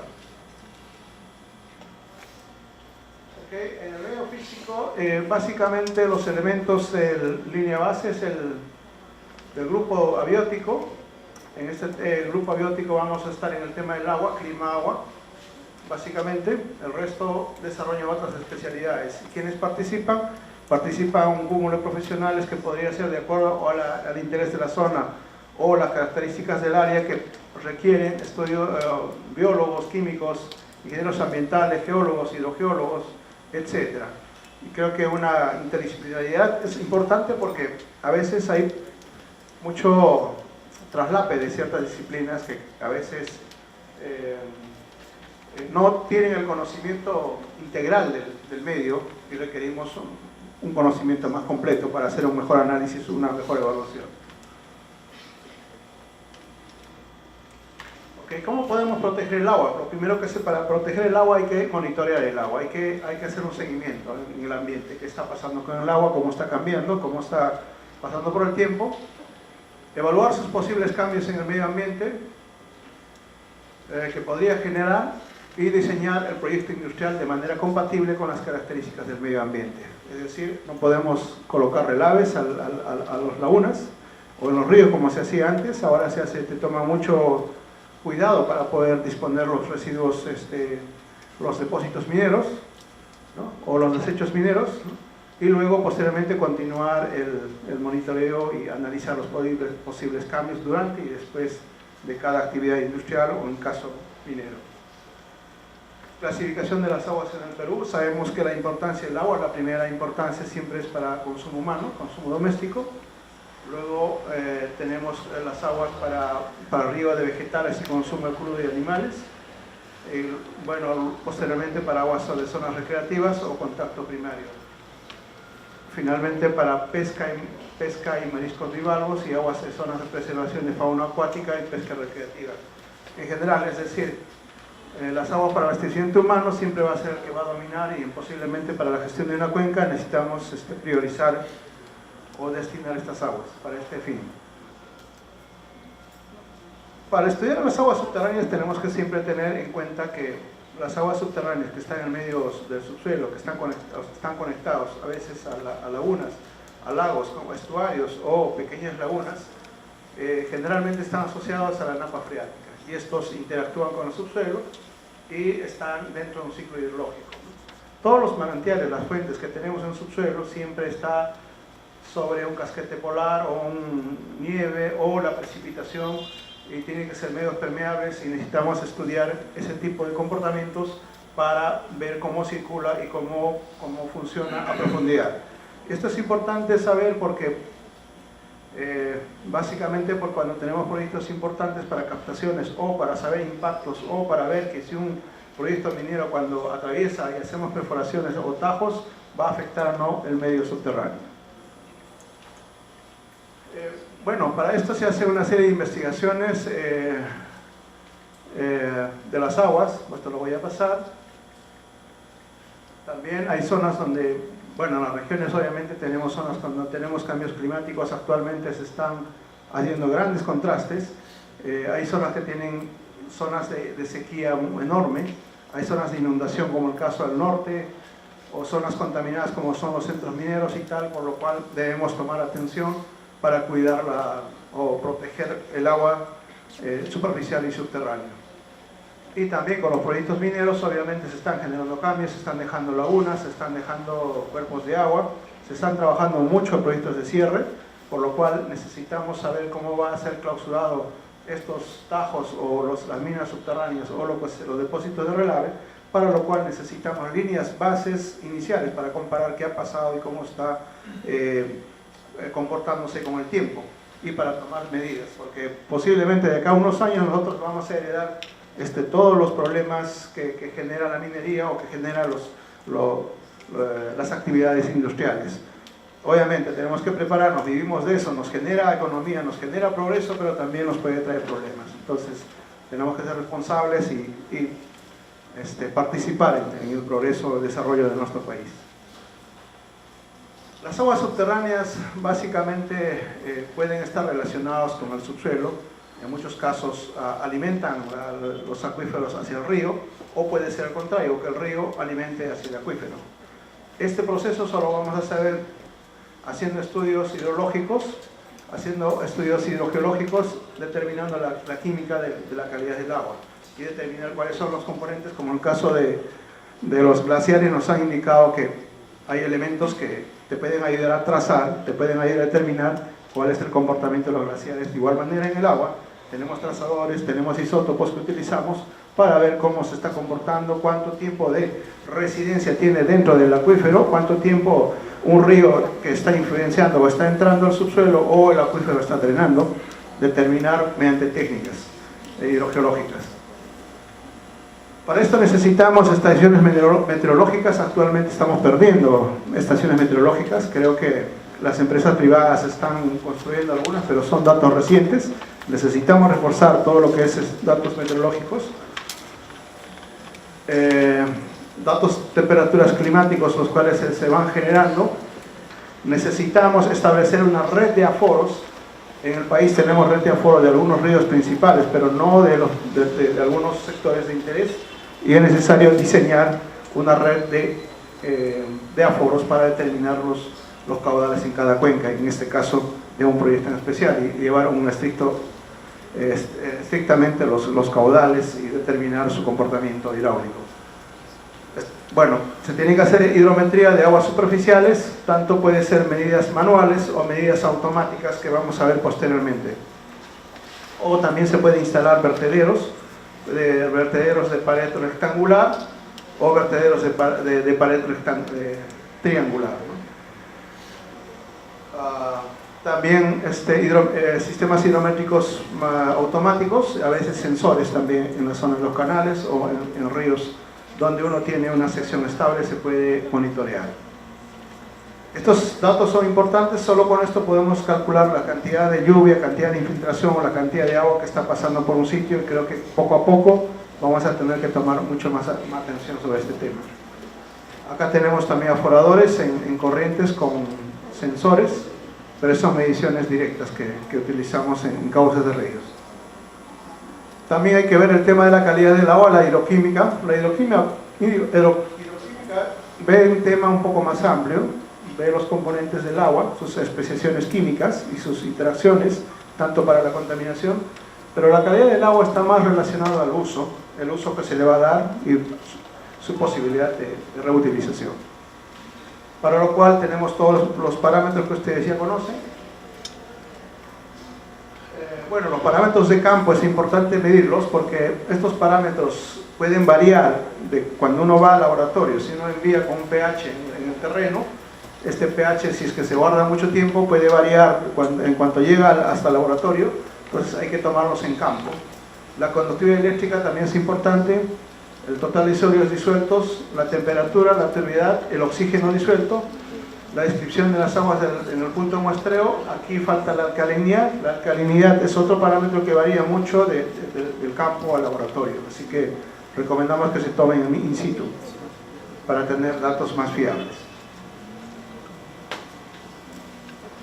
Bueno, hay que preservar las aguas, las muestras generalmente son un set de una lista de parámetros que se va desarrollando. Estos parámetros hay que diseñarlos de acuerdo a la zona. Por ejemplo, si yo tengo un cromo hexavalente en un sitio, si es una zona natural no voy a estar pidiendo cromo hexavalente porque esa zona no tiene elementos artificiales y cuestan mucho en laboratorio, ¿verdad? Entonces hay que diseñar una serie de parámetros para decir esto es lo que necesito y esto es lo que voy a encontrar. Para una comprobación tal vez podríamos enviar al laboratorio una muestra o dos muestras solo para decir de que hay o no hay ese elemento. Pero no hay que gastarnos a veces tanto dinero en utilizar tanta información que a veces solo se registra que no existe en el sistema. Ok, lo voy a pasar esto, son los parámetros básicamente, lo pueden leer los colegas que les interesa un poco. Los parámetros que se utilizan en calidad de agua son cationes y aniones mayoritarios. Básicamente los cationes, los fundamentales, calcio, magnesio, sodio, potasio. Hay minoritarios que a veces superan, que son minoritarios y aparecen mayoritarios. Entre los aniones tenemos lo más importante, es el cloruro, el sulfato, el carbonato y el bicarbonato. A veces hay fosfatos o nitratos que también a veces se vuelven, como el caso que comentaba, hay nitratos en el agua que van a aumentar carga orgánica al medio acuático y van a originar una eutrofización, ¿verdad? Entonces es importante tomar esos datos. Tenemos que tomar siempre en todos los análisis los cationes y los aniones mayoritarios, por favor, porque si no, los análisis no sirven después. Si uno toma los parámetros parcialmente, sirve para un determinado fin, pero si uno quiere tomar ese análisis para ver si ese resultado está correcto y determinar qué especiación, qué reacciones químicas ocurren, no vamos a poder hacer ningún análisis. Entonces, siempre en todos los análisis esto va de cajón. Los parámetros físicos también de cajón, los metales se puede escoger, se puede variar de acuerdo al tema o a la industria que uno quiera evaluar, ¿verdad? Y los parámetros bacteriológicos también, en este caso a los colegas que trabajan con esto o están trabajando en epidemiología acuática o lo que sea, interesa más en incidir en esto y habrá que escoger qué tipo de elementos uno está buscando. En la hidroquímica, bueno, también tenemos que tener cuidado para enviar al laboratorio, para lo cual hay que hacer una cadena de custodia bastante detallado, indicar las fechas, los parámetros, a veces ahora las coordenadas se envían para utilizarlo posteriormente como una base de datos y controlar la calidad de los resultados. Se tiene que hacer un balance iónico mínimamente de los aniones y cationes del agua para ver que esté dentro de los rangos correctos, porque si no, no sirve los análisis o hay mucha duda, hay más incertidumbre que lo que te ayuda. Entonces necesitamos ser un poco más formales en la obtención de estos datos y tener unos buenos análisis. También para el monitoreo de las aguas subterráneas necesitamos, no solamente miramos el agua, el caudal y la calidad del agua, sino también miramos la geología, por ejemplo, ¿no? El medio geológico o el medio hidrogeológico.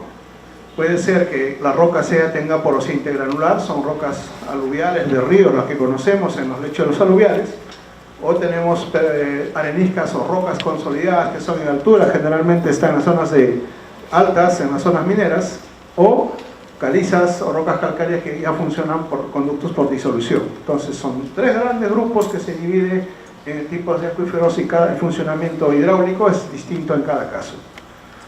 En este caso, los acuíferos libres con medios porosos, un medio, digamos, estratificado, puede ser en roca y en suelo, que hay interacción, un sistema hidrogeológico un poquito más complicado, y podemos tener todavía sistemas mucho más complicados, ¿no? Acuíferos con acuicludos, es decir, hay estratos permeables, otros estratos impermeables que va a ir confinando, y cada vez que perforemos cuando haya necesidad en el futuro, todavía tenemos reservas importantes acá en Perú. Les cuento que por el proyecto Perú LNG Melchorita, entre Chincha y Cañete, alguna vez hace 5 años o un poco más, perforamos y sacamos agua debajo del zócalo continental. Imagínense, porque en esa zona no había agua salada, la que teníamos en superficie, tuvimos que sacar con 5 pozos del subsuelo. Tenemos agua en subsuelo, posiblemente todavía ni conocemos lo que tenemos en subsuelo a profundidad, pero sí hay que cuidarlo y hay que conocerlo, hay que evitar que estos acuíferos profundos se contaminen, que esa es la idea general, ¿verdad? Y también hay sistemas o acuíferos que tienen un sistema mucho más complicado de funcionamiento todavía, que son los acuíferos calcáreos. En ahí puede hasta un río perderse, un río ingresa y luego vuelve a salir por otra zona, etcétera, y su conexión hidráulica es muy complicada. Para eso se utilizan técnicas especiales. Entonces, esto es el medio hidrogeológico. Para saber esto tenemos que a veces hacer investigaciones hidrogeológicas como pruebas hidráulicas. Tenemos que saber su permeabilidad, su porosidad y tal, saber el gradiente hidráulico para determinar dónde fluye, con qué velocidad fluye, a dónde se dirige, para saber cuánto de agua se está produciendo de una descarga de un punto hacia otro. Y eso es lo que hacemos en los proyectos mineros. Calculamos que cuando vamos a hacer un tajo, cuánto de agua debe salir en función de todos estos datos que les comento. ¿Okay? Estas pruebas hidráulicas pueden ser con perforación de pozos grandes en este caso, y estos cálculos son bastante costosos. O también utilizar técnicas simples, pequeñas herramientas. Si quieres evaluar que son bofedales o zonas hidromórficas, se puede utilizar Auger y tranquilamente medir la porosidad, medir el nivel freático, sacar tu calidad de agua y hacer tu registro litológico, ¿verdad? Entonces los geólogos o los hidrogeólogos no solo miramos el agua, sino miramos también el suelo, miramos las presiones de las aguas, algunos son surgentes, y la calidad de la composición química del agua. ¿Okay? Entonces uno puede idearse, es cuestión de ingenio, de utilizar cosas para generar información. Bueno, los registros son importantes. En este caso tenemos un registro de perforación, un registro litológico. He encontrado mucho en los últimos años que he estado trabajando por Lima en la zona costera. No hay registro de los pozos. La mayor parte se dedican a perforar pozos, pero no tenemos registros litológicos. No conocemos el perfil del suelo de los acuíferos. En verdad solo tenemos estudios geofísicos. Los estudios geofísicos son herramientas secundarias. Son costosos, obviamente, pero no tenemos nada concreto. Un trabajo importante es hacer un registro. Creo que un geólogo nunca fue caro, nosotros no somos caros, siempre hemos tenido hasta mucho tiempo, estuvimos sin trabajo y podíamos hacer registros, y creo que hay que invertir, y hay gente que hace eso y hay que registrar. Y los datos primarios son importantes, son algo que no se puede volver a hacer después de la construcción del pozo. Y la interpretación de la información igual, ¿no? Actualmente trabajamos en zonas subterráneas donde las presiones del agua pueden ser altas. Calculamos las cargas hidráulicas con diversos métodos y obtenemos con sensores o con datos, con manómetros, obturamos los sondeos para obtener los datos de presiones, de caudal y de calidad química. De igual manera, algunos son surgentes que tienen altas presiones en profundidad, y acá estamos obturando y con su manómetro para tener registro de las cargas hidráulicas en acuíferos confinados. Bueno, tenemos que haber también lectura de los pisómetros, colocar pisómetros y hacer una lectura manual. Finalmente, el monitoreo de las aguas subterráneas requiere algunos elementos porque son pisómetros delgados y requiere pequeños sistemas para poder extraer y para poder obtener una muestra inalterada, y encima hay que purgarlo, ¿no? Básicamente para tener una muestra no de agua estancada. Toda esta información nos va generando cuadros gráficos que nos va dando la variación química o la variación de los niveles del pisómetro de acuerdo a la lluvia, a las estaciones temporales, y esta información nos permite interpretar de cómo está la recarga, cómo está el flujo, cómo está la estación y cómo varía. Si queremos más adelante hacer un modelo numérico, podríamos utilizar toda esta información y vamos a tener un trabajo más robusto. Estas son las pruebas hidráulicas. Existen muchos sistemas de pruebas hidráulicas, muchas formas. La interpretación de química de las aguas para entrar ya a la hidroquímica, básicamente. Pero si uno entra mucho más a reacciones químicas, la interacción de agua versus roca, ya estamos entrando al tema más de hidrogeoquímica. Ok, entonces todo esto básicamente va a permitir generar toda una base de datos. Vamos a poder generar una línea base, generar una base de datos, generar mapas y diagramas, evaluar proyectos para evaluación de proyectos y finalmente generar modelos numéricos o modelos analógicos. Muchas gracias.